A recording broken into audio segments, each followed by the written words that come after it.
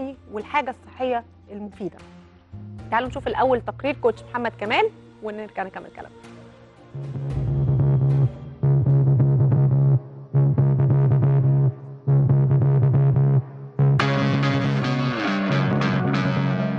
الفقرة الرياضية اللي هنتكلم عليها النهارده ازاي نقدر نوصل تمارين رياضية للشباب وللبنات يقدروا يقوموا بيها في البيت بشكل ما هوش ياخد وقت طويل وبشكل سهل.